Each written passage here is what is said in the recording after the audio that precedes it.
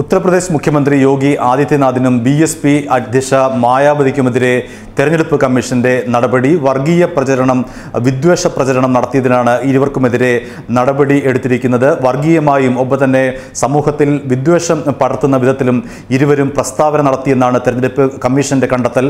അതിന്റെ അടിസ്ഥാനത്തിലാണ് രണ്ടുപേർക്കുമെതിരെ ഇപ്പോൾ നടപടി സ്വീകരിച്ചിരിക്കുന്നത്. യോഗി ആദിത്യനാഥ് 3 ദിവസം ഒരു പരിപാടികളിലും പങ്കെടുക്കാൻ പാടില്ല.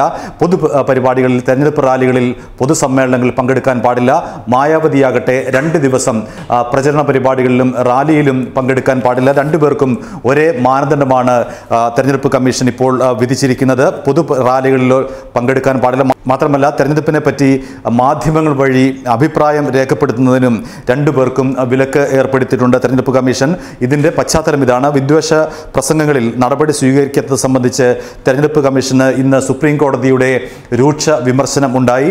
അതിനെ തുടർന്നാണ് ഇപ്പോൾ നടപടി സ്വീകരിച്ചിരിക്കുന്നത്. രണ്ടുപേർക്കും എതിരായിട്ട് UP മുഖ്യമന്ത്രി യോഗി ആദിത്യനാഥ്, മുൻ മുഖ്യമന്ത്രി മായാവതി എന്നിവർ നടത്തിയ വിവാദ പരാമർശങ്ങളുമായി ബന്ധപ്പെട്ടാണ് തെരഞ്ഞെടുപ്പ് കമ്മീഷനെ ഇന്ന് കോടതി അതിരൂക്ഷമായ ഭാഷയിൽ വിമർശിച്ചത്. നിങ്ങളുടെ അധികാരത്തെക്കുറിച്ച് നിങ്ങൾക്ക് ബോധ്യമില്ലേ എന്നായിരുന്നു സുപ്രീം കോടതിയുടെ ചോദ്യം. പെരുമാറ്റച്ചട്ടം ലംഘിക്കുന്നവർക്കെതിരെ നോട്ടീസ് അയക്കാനും പരാതിപ്പെടാനും മാത്രമേ തങ്ങൾക്ക് അധികാരമുള്ളൂവെന്നും അയോഗ്യരാക്കാൻ കഴിയില്ലെന്നും തെരഞ്ഞെടുപ്പ് കമ്മീഷൻ വ്യക്തമാക്കിയതിനെ തുടർന്ന് കൂടുതൽ വിശദീകരണം നൽകാൻ ഉദ്യോഗസ്ഥരോട് ചൊവ്വാഴ്ച ഹാജരാകാൻ സുപ്രീം കോടതി ആവശ്യപ്പെടുകയായിരുന്നു. പ്രധാനമന്ത്രി നരേന്ദ്രമോദിയുടെ ജീവിതത്തെ ആസ്പദമാക്കി നിർമ്മിച്ചിട്ടുള്ള PM മോദി എന്ന സിനിമ തെരഞ്ഞെടുപ്പ് ചട്ടം ലംഘിക്കുന്നതാണോ എന്ന് സിനിമ കണ്ടതിന് ശേഷം കമ്മീഷൻ തീരുമാനിക്കണമെന്ന് സുപ്രീം കോടതി ആവശ്യപ്പെട്ടിട്ടുണ്ട്. PM മോദി ഉൾപ്പെടെ രാഷ്ട്രീയ നേതാക്കളുടെ ജീവിതത്തെ കേന്ദ്രീകരിച്ചുള്ള സിനിമകൾ തെരഞ്ഞെടുപ്പ് അവസാനിക്കുന്നതുവരെ വിലക്കിയ കമ്മീഷൻ നടപടിക്കെതിരെ PM മോദിയുടെ അണിയറ പ്രവർത്തകർ സുപ്രീം കോടതിയിൽ ഹർജി നൽകിയിരുന്നു. ഇതേ തുടർന്നാണ് നടപടി. മാത്രമല്ല